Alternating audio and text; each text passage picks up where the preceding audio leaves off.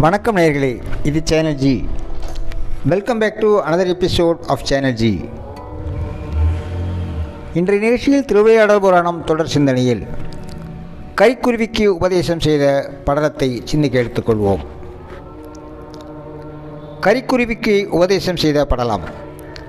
இறைவனான சொக்கநாதர் கரிக்குருவிக்கு மிருத்யுஞ்ச மந்திரத்தை உபதேசம் செய்து முக்தி அளித்ததை குறிப்பிடுகிறது. கரிக்குருவிகள் வலியன் குருவிகள் என்று அழைக்கப்படும் காரணத்தையும் இந்த படலம் எடுத்துரைக்கிறது. படலம் என்பது புராணக் கதை.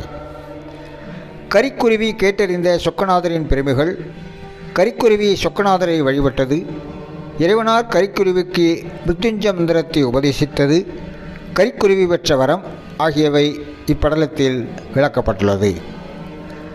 கரிக்குருவிக்கு உபதேசம் செய்த படலம் திருவிளையாடல் புராணத்தின் கூடல் காண்டத்தில் 47வது படலமாக அமைந்துள்ளது. இனி சிந்தனைக்கு செல்வோம்.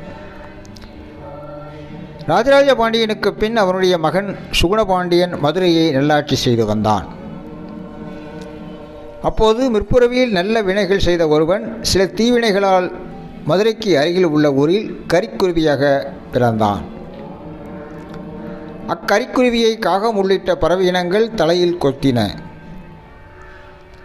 இதனால் கரிக்குருவிக்கு தலையில் காயங்கள் உண்டானது. கரிக்குருவியால் அப்பறவைகளை எதிர்க்க இயலவில்லை.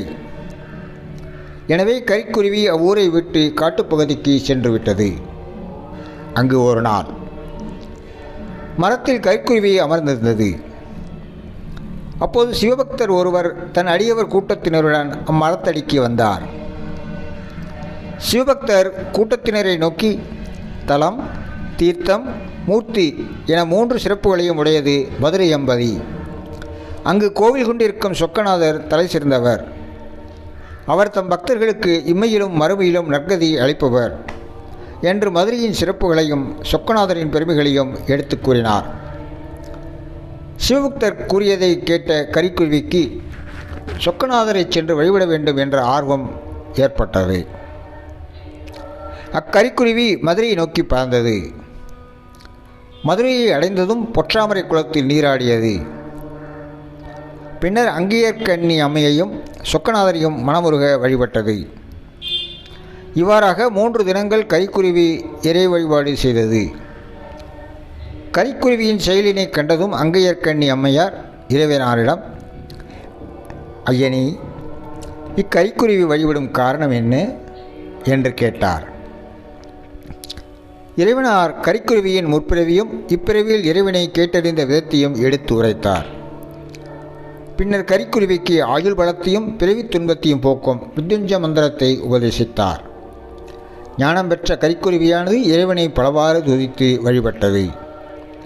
பின்னர் இறைவனாரிடம், ஐயனே, எனக்கு ஒரு குறை உள்ளது.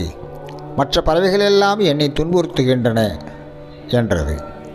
அதனை கேட்ட இறைவனார், அப்பறவைகளுக்கு எல்லாம் நீ வலியன் ஆவாய் என்று திருவாய் மலர்ந்தருளினார். உடனே கரிக்குருவி, வலியன் என்பது அடியேன் மரபில் உள்ள பறவைகளுக்கெல்லாம் விளங்க வேண்டும் தேவரீர். அடியேனுக்கு உபதேசித்த மந்திரத்தை அவைகளுக்கும் ஓதி உய்தல் வேண்டும் என்று வேண்டியது. சொக்கநாதர் அவ்வாறே ஆகுக என்று கூறி அருளினார். உடனே அக்குருவியும் அதன் இனமும் சொக்கநாதர் ஓதி அருளிய மந்திரத்தை உச்சரித்து வலியவனாகின. அதனால் வலியன் என்னும் காரண பெயர் பெற்று சிறப்பு பெற்றது கரிக்குருவி. சில காலம் சென்றபின் கரிக்குருவி சிவனடியை அடைந்தது. இறைவனார் எல்லாரிடத்திலும் அன்பு கொண்டவர். நம்முடைய நல்வினைகள், நன்மை, தீமை எல்லாவற்றிலும் நம்மை நல்வழிப்படுத்தும் பெருங்கருணையாளன் இறைவன் என்பதை எடுத்துச் சொல்வதே இப்படலம் கூறும் கருத்தாகும்.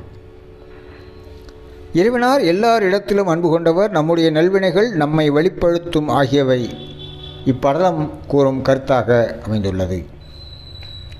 அன்பு நேயர்களே, இது சேனல் ஜி. உங்கள் எண்ணங்களையும் கருத்துக்களையும் எங்களுக்கு எழுதி அனுப்புங்கள்.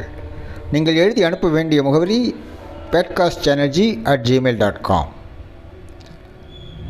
இன்னொரு நிகழ்ச்சியில் உங்களை சந்திக்கும் வரை உங்களிடமிருந்து அன்பு வணக்கம் கூறி விடைபெறுகிறோம். நன்றி, வணக்கம்.